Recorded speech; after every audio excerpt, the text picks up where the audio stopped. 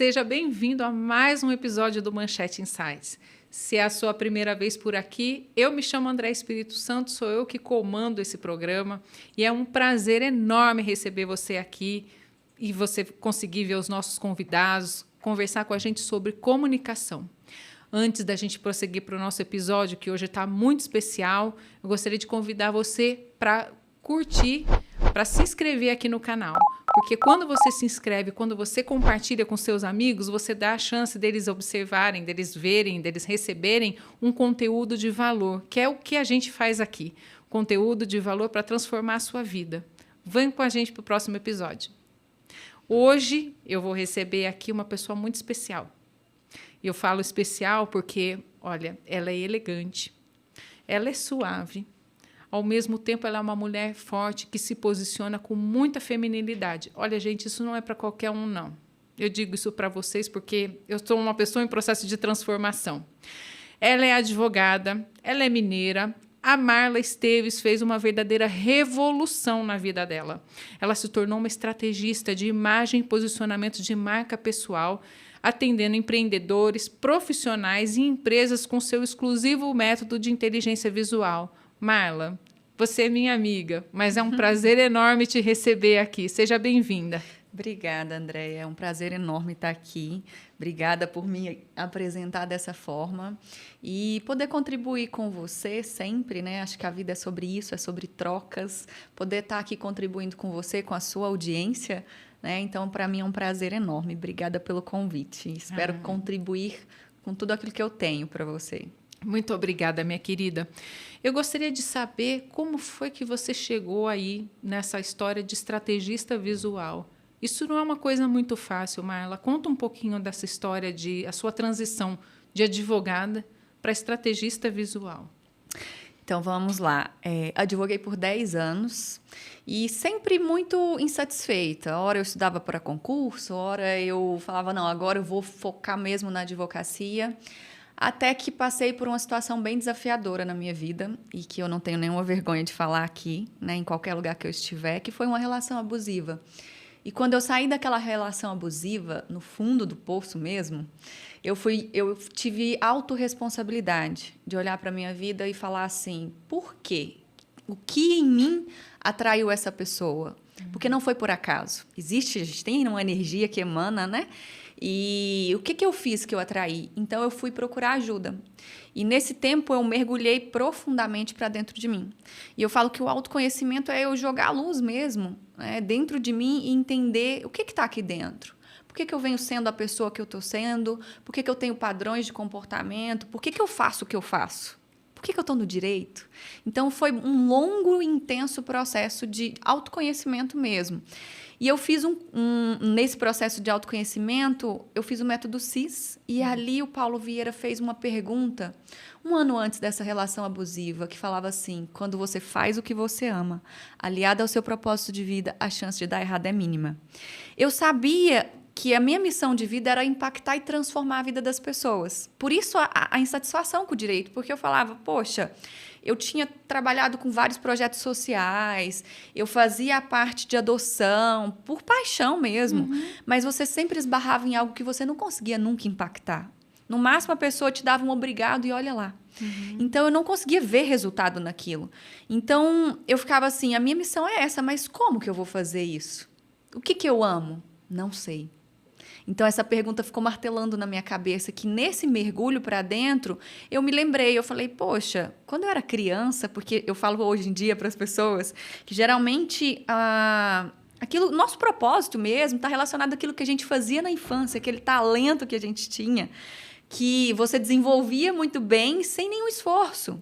Então, aquilo pode estar atrelado à sua missão de vida. Então, eu lembrei, poxa, eu gostava de desfilar.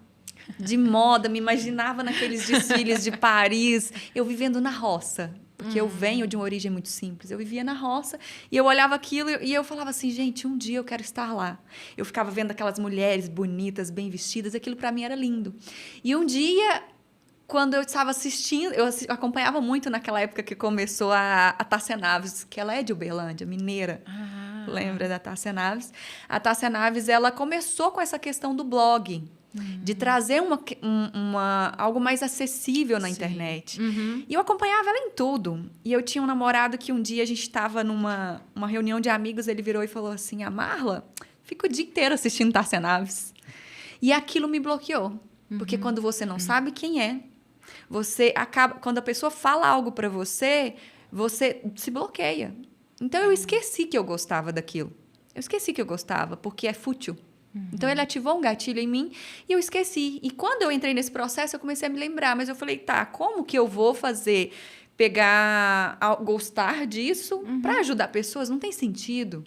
E foi quando eu fui buscando e cheguei na consultoria de imagem. Porque eu falei, eu posso fazer algo do meu jeito.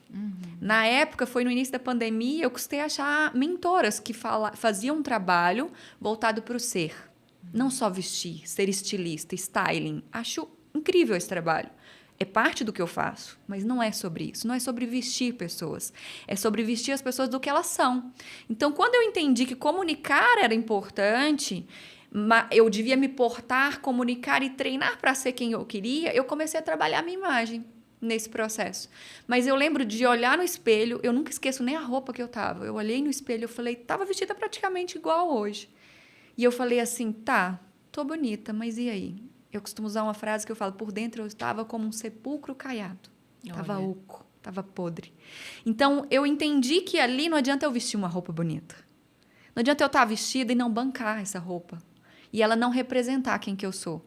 Então, esse processo veio muito do meu processo. Eu falo que eu fui o meu case. Tudo que eu testei em mim e depois tudo que eu encontrei nos meus clientes de lacunas, eu ia trabalhando para entender no estudo.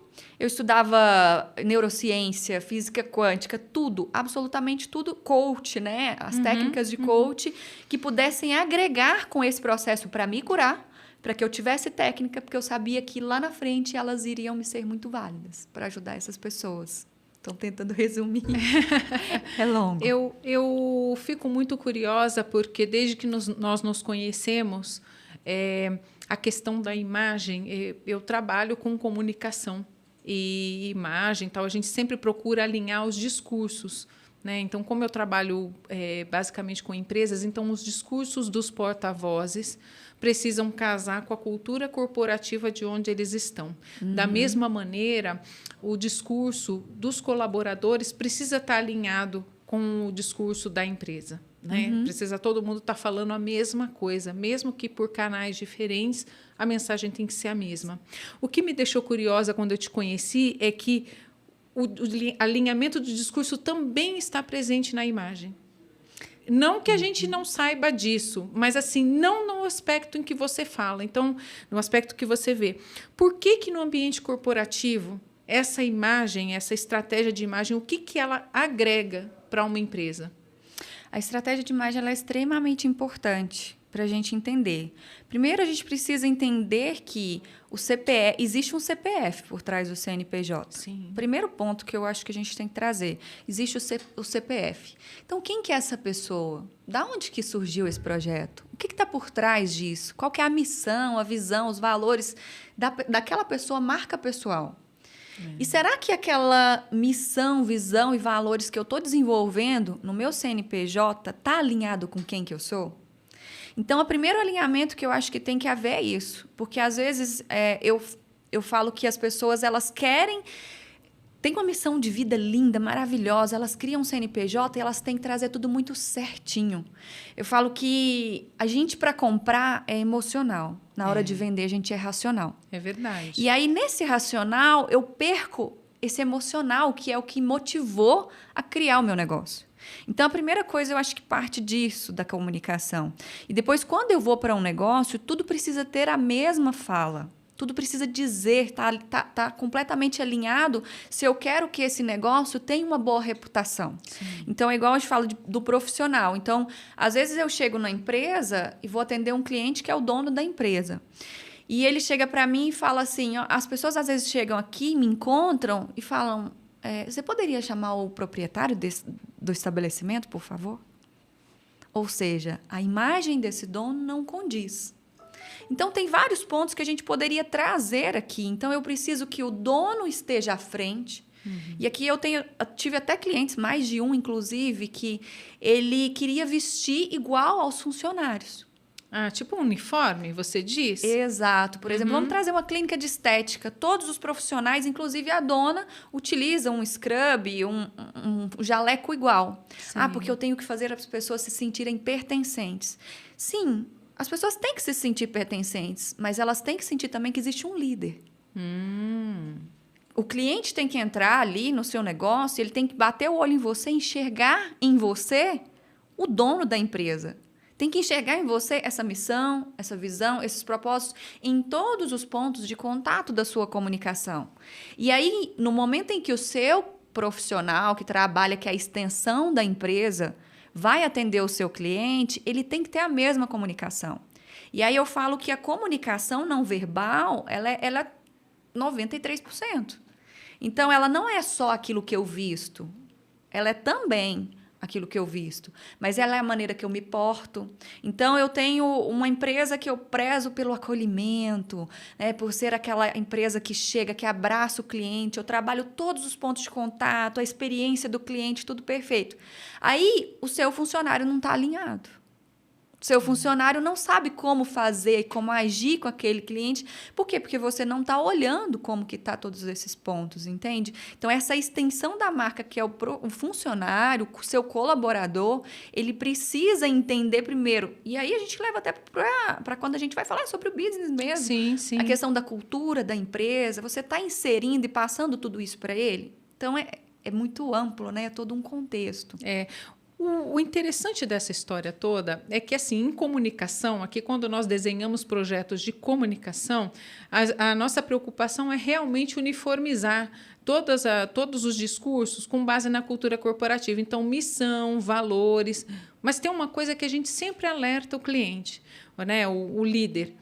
Se você não acredita no que você diz que está escrito, no seu propósito, no seu valor, ninguém vai acreditar, porque vem da liderança essa questão de como a mensagem sai. Se você perguntar para alguns líderes de empresa, até alguns empreendedores, então, qual é o propósito da sua empresa? Vender caneta. Dá, tudo bem, isso é o que ela faz, mas assim, o seu propósito, muitos não sabem responder. E isso se desdobra em uma série de ruídos de comunicação. Eles querem que o colaborador tenha um discurso, que ele entenda os valores. Quer ver um valor que dá o maior problema?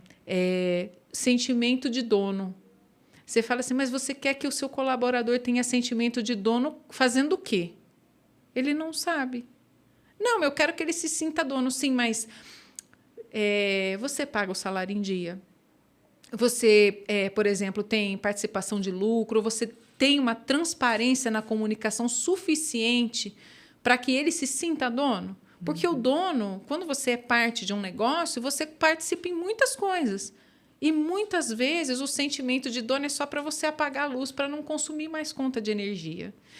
Então, o que me deixa muito curiosa nos projetos de comunicação é que são complementares. Então, ao mesmo tempo que a gente uniformiza o discurso, a gente chama a liderança para abraçar aquilo. E quando você fala da comunicação visual, de fato, existe um grande diferencial entre o discurso e a aplicabilidade daquilo na prática, porque aquela postura, a forma de se comunicar, ou até mesmo a vestimenta, é um diferencial. Sim, é um diferencial. E eu vejo muito, porque a gente não para olhar, né? Quem nós somos, quem que nós estamos sendo, é de fato quem nós fomos criados para ser, ou o melhor que nós podemos dar para o outro. Então, as pessoas, por não parar para entender sobre elas, existe uma questão muito delicada que eu pego muitos clientes, que é o cliente que cresceu sozinho na raça. Esse cliente começou do zero ou do negativo e hoje ele criou um império, ele tem profissionais, mas esse cliente ele tem um sério problema de merecimento. Ele não consegue lidar com aquilo que ele tem.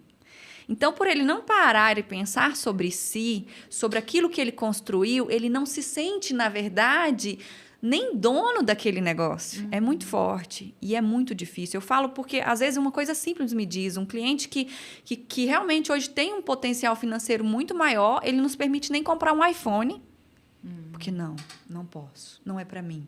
Ou eu não posso mostrar para os... Eu já tive clientes que não podiam mostrar para os funcionários, porque os funcionários vão achar que ele está ganhando muito. Ou seja, eu não posso nem ocupar o meu papel. Então, primeiro, por isso que eu falo sempre muito sobre o se empoderar de você, daquilo que você faz, para que o outro depois compre junto com você. Porque a partir do momento que eu falo, eu conquistei isso daqui, eu mereço ter isso daqui, e eu entendo por que eu tenho esse trabalho, eu chego para muitos clientes, eu falo, por que você faz o que faz? Por que o seu trabalho é assim? Quando a gente fala de diferencial, é sobre isso. Porque falar sobre comunicação, falar sobre branding ou posicionamento de marca pessoal, qualquer pessoa fala. Mas o que eu e você temos que é diferente? É esse diferencial. Mas por não pensar, essas pessoas não abraçam esse diferencial e não bancam ele ali no seu negócio. Então, eu acho que muito dessa questão de trazer essa cultura, primeiro vem do próprio dono se empoderar daquele papel que ele hoje exerce. Assumir isso mesmo. E trazer para o coração, igual eu falei, a gente não trabalha só por razão. Qual que é a parte do coração? Porque a gente se conecta com propósito, é igual você falou. Não é sobre vender uma caneta. É sobre você entregar para alguém algo que vai escrever uma história. É, muito bem lembrado. Que vai... que vai te trazer todo o seu conhecimento que você tem enquanto você está escrevendo. Que vai proporcionar, por exemplo, que crianças carentes possam ter materiais para que elas se eduquem. Exato. Aí você chega para mim e fala, vende minha caneta aí e abraça meu negócio. Ninguém vai comprar. Então, começa daí. Então, quando a gente alinha toda essa questão do ser, do porquê que eu estou aqui, o que eu estou fazendo, qual que é a minha missão, meu propósito, eu consigo aderir isso e não copio a missão dos outros, porque já teve profissional que chegou para mim. Qual que é a sua missão?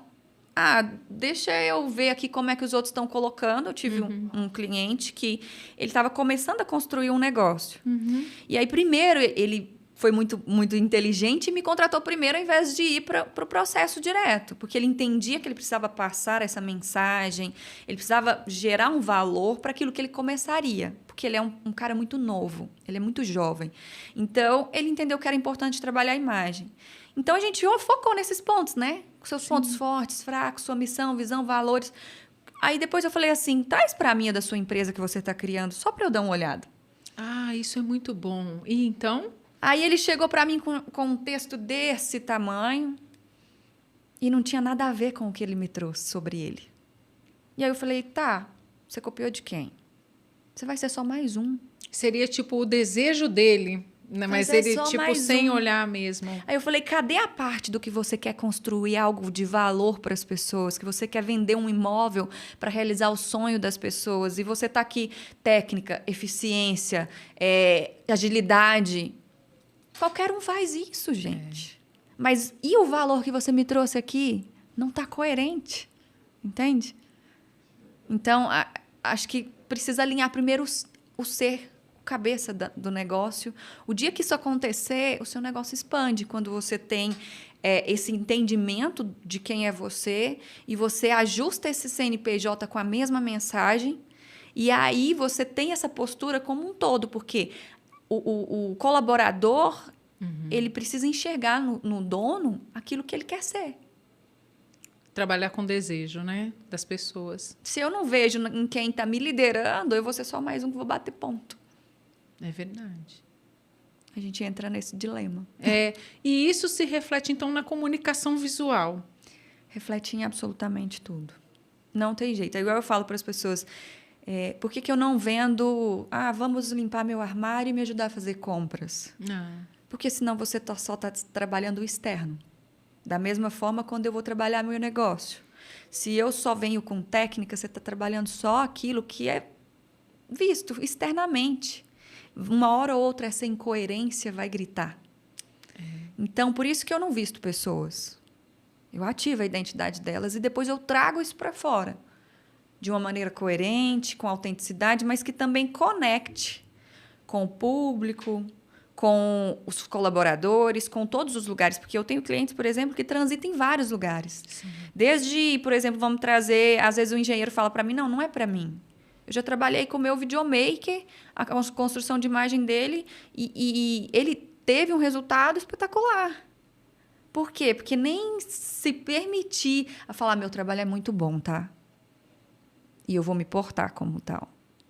Então, são discussões muito mais profundas, né? A questão da imagem também, eu vejo, a gente trabalhando nos projetos de comunicação, a gente tem não apenas a questão do discurso, né? Porque em relações públicas a preocupação é muito assim, o que você está falando no mercado, numa entrevista, numa rede social da empresa, que possa causar uma crise de imagem. Mas outro dia eu estava no telefone com um conhecido e eu falei assim, você já viu algum vegetariano trabalhando num abatedouro? Aí ele falou assim, meu Deus, é uma senhora comparação. Eu falei, mas é exatamente disso que eu estou falando. Imagina um vegetariano trabalhando o dia inteiro num abatedouro, não combina. E é mais ou menos isso que, quando a gente não tem um discurso de empresa alinhado, é exatamente isso. Está num abatedouro, que é a empresa, e está lá um monte de vegetariano. Eles não concordam com a missão, eles não concordam com o produto que você entrega, eles não estão alinhados com o projeto daquilo. Né? Foi a melhor maneira que eu encontrei de falar para esse conhecido do seguinte, está tão desalinhado que está parecendo isso. Né? Isso se reflete não apenas na imprensa, não apenas no teu site, não apenas na imagem visual da empresa, mas se reflete também lá dentro. O colaborador ele não tem produtividade. Por que ele vai produzir, ter produtividade numa empresa que ele não concorda com os valores, que ele não sabe direito qual é o propósito. O que eu faço aqui? Só ganho dinheiro? Só venho aqui porque dinheiro não motiva, né, Marla? Tem isso também, né? Não, o dinheiro ele é importante até certo ponto. E hoje acho que a gente está vivendo um momento onde as pessoas estão com muita crise de identidade. Isso. Por não saberem o seu propósito. Tá, estou trabalhando, estou infeliz em uma geração onde a gente vê muitas pessoas trazendo uma imagem para a rede social de propósito, de não sei o quê, de identidade num nível em que todo mundo começou a entrar em crise. Eu tenho que me achar, eu tenho que trazer. Então, hoje, as pessoas estão procurando mais aquilo que vai mover o coração delas. Então, como que a gente faz? Isso que você trouxe é muito importante, a questão da imagem. É a mesma coisa. Então, não adianta eu ter um discurso, eu querer atingir um público, se a minha imagem não conecta com esse público. É como um exemplo que você me trouxe um dia que a gente estava conversando. Você chegou numa empresa de comunicação, onde as pessoas... Era startup. Isso. E você chegou vestida assim. Então, são duas coisas que não conectam. A comunicação não é o que eu falo, é o que você interpreta a partir do que eu falo. Assim como a roupa, não é o que eu visto, é o como você está me interpretando a partir do que eu visto. Então, precisa ter esse alinhamento com quem eu sou. Mas eu também tenho que ser muito eficiente nessa comunicação para que você possa conectar comigo. Sem dúvida. É sobre isso, não é criar personagem. Porque, como eu disse, primeiro eu já sei quem eu sou. Eu estou usando algo que me representa. Então, não vai afetar quando eu coloco um tênis para me conectar com uma calça como essa daqui e uma camiseta preta para conectar no mundo da startup. Então, eu estou criando para essa pessoa uma comunicação que vai conectar com o público que ela quer. Tipo, você vai tirar as objeções. Exatamente. Né? A linguagem visual, ela cria ou ela quebra uma objeção. Então, se eu chegar vestida assim num universo de startup, eu criei uma barreira. Aí eu vou ter que ficar aqui gastando energia para falar com esse público que o meu trabalho é relevante para eles. Então, não adianta a gente trabalhar essa comunicação se quem é o porta-voz da empresa não se porta, não se veste, para passar essa mensagem. A roupa ela é uma amplificação. Ela amplifica a sua mensagem. Então, você traça toda a estratégia com o seu cliente, estrutura a mensagem que ele vai falar, mas o primeiro contato é com a imagem. E se o meu cérebro não encontra essa congruência, essa coerência, eu não conecto. Entra no ruído. Então, por isso que eu falo, não adianta eu querer ajustar a minha comunicação verbal, não adianta eu querer ajustar meu preço mesmo de produto e ter uma imagem que não está deixando claro essa mensagem que eu quero falar. Então, é sobre esse alinhamento. Isso afeta os negócios. Você acabou de falar uma coisa muito importante. Numa negociação, você quebra uma objeção quando você tem o comportamento, tem o discurso. Isso eu ouvi até numa mentoria que eu fiz recentemente. O cliente gosta quando você se posiciona. Quando uma empresa, um líder, um porta-voz se posiciona, isso não diz para o cliente assim, eu sou assim e eu não vou mudar. Isso transmite a ele uma segurança de que você sabe onde você está. Uhum.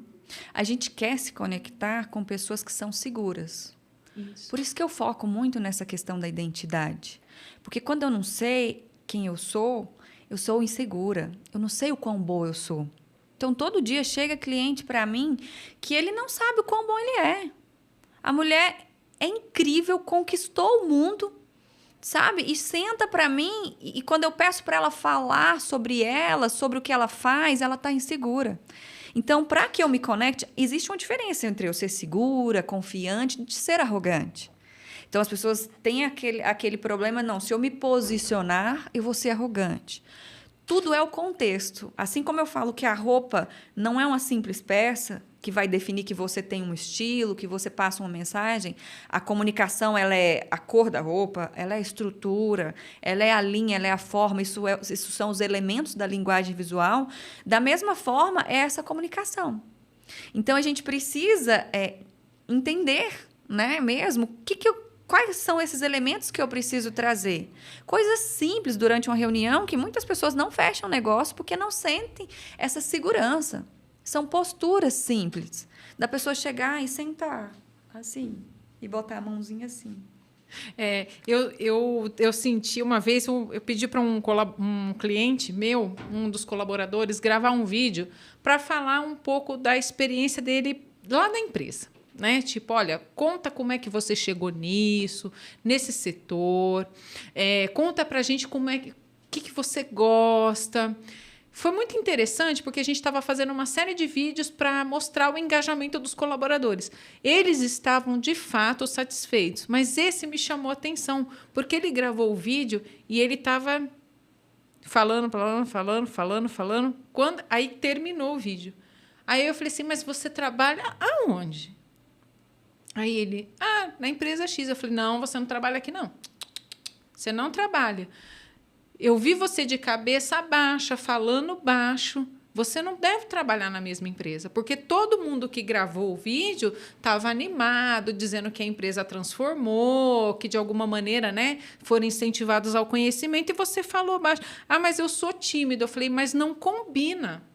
Não combina o que você está trazendo aqui para nós de depoimento, de que você gosta, de que você ocupa um alto cargo, e a forma como você expressa não combina com a imagem da empresa. Então, a gente precisou fazer um trabalho específico com ele. E aí, gente, não tem nada a ver com só a forma como ele se veste, porque a Marla, o trabalho da Marla não é só o vestir, é uma coisa um pouco mais profunda que em comunicação, em projetos de comunicação, principalmente quando a gente trabalha o endomarketing, endobranding, que a gente põe uma lupa em cima dessas questões de cultura corporativa e como é que todos estão se comportando, se estão alinhados, é uma lupa que a gente usa também, é que ela tem técnicas diferenciadas para ver isso. Mas quando um colaborador se comporta de uma forma que é muito distante daquilo que se aplica na empresa, a gente precisa ter atenção para ver se aquilo é recuperável, se aquilo é parte de um problema pessoal que ele está vivendo e está influenciando, se aquilo é fruto de algum desentendimento com a liderança, se a liderança não está sendo efetiva, porque imagem não é só o que você põe para fora. Ou seja, pensando aqui no nível de consultoria de comunicação, não é aquilo que você coloca na imprensa, é dentro também. Se você quer ter colaboradores produtivos, se você quer ter até embaixadores da marca, que é uma extrapolação, além deles serem produtivos, eles gostarem de trabalhar na tua empresa, eles agarrarem o teu propósito e colocar isso para fora. Mas isso não é uma coisa tão simples. Você percebe o quanto é importante, você me trouxe até um insight, o quanto é importante sempre você voltar para dentro? Sim. E aí, às vezes, as empresas querem trabalhar essa imagem, essa reputação fora, sem entender o que está dentro. Então, realmente, às vezes a pessoa quer criar essa imagem de que é uma empresa que tem aquela reputação X, e às vezes você até consegue. Mas esse lá dentro é o ruído de comunicação. Porque quando eu falo de reputação é sobre isso, é aquilo que começa a falar. Então, se não entendeu o seu propósito e ele sai para fora daquela empresa, você manda ele embora amanhã, e ele começa a falar aquilo que foi a experiência dele ali dentro, você já começa a criar esse ruído nessa reputação na praça. Né? Então, por isso que para tudo que a gente vai fazer, mas sempre as pessoas fogem do dentro. Porque é o conflito. Várias pessoas chegam para mim e falam, eu queria muito fazer a consultoria com você, mas eu não sei se eu estou pronta para olhar. Porque requer, de fato, coragem. Assim como requer, de fato, coragem para um empresário olhar e falar, poxa, os meus colaboradores não estão engajados. Por quê? Porque aí vai achar o problema, alguma coisa para dentro. Exato, vai achar que o problema é dentro do colaborador, é ele. Não, ele é o problema. Ao invés de olhar e falar, aonde que eu estou errando? O que eu estou fazendo na minha liderança? Então, o olhar para dentro, o entender aquilo que a gente estava falando antes sobre a segurança que eu estou passando. Então, quando um dono está seguro, ele deixa a equipe segura, ele passa essa mensagem para a sua equipe, vamos junto comigo, eles abraçam a causa e eu passo essa reputação para as pessoas. É uma empresa que me gera segurança. Então, quando essa pessoa chega e transmite essa segurança de dentro, não adianta a gente vestir essa roupa que está impecável. A hora que a pessoa abre a boca, a hora que ela senta, ou quando eu aperto ela cai. Isso. E aí o corpo fala aquilo que a sua boca não quer falar. Aquilo que você não quer verbalizar, ele vai dizer sobre você. Agora, muitas empresas hoje buscam isso, né, Marla? Isso aumentou assim exponencialmente, porque antes eu acho que essa questão da imagem ficava muito no plano pessoal. Eu quero melhorar, eu quero buscar o melhor de mim. Mas hoje as empresas, mais do que nunca, falam em propósito, mas assim, falando com propriedade, tá, gente? Porque eu trabalhei, você também com certeza trabalhou em algumas empresas onde isso já tem há muito tempo. Isso é uma frase escrita que está num quadro de aviso. Mas hoje isso está saindo desse quadro de aviso e está vindo para a prática. Sim. Só que eu acho que a gente entra numa fase... Hoje se fala muito de imagem. Mas ainda existe muito essa questão de que eu sei me vestir. Eu não quero olhar para isso. Eu não quero entender sobre isso. Então, por isso que eu falo que tudo precisa ter coerência. Tudo precisa ter a mesma coerência. Então, eu preciso olhar para todas essas questões internas, preciso olhar para o meu propósito, mas eu preciso realmente mostrar para as pessoas e tangibilizar isso para elas. Entender que imagem é estratégia. Assim como eu vou contratar uma pessoa para falar sobre o meu propósito do meu negócio, eu preciso entender que a estratégia da imagem é a potencialização do resultado que eu quero. Eu tenho clientes e depoimentos em que a minha cliente ela queria, por exemplo, aumentar o ticket do produto que ela vendia quando ela chegou para mim.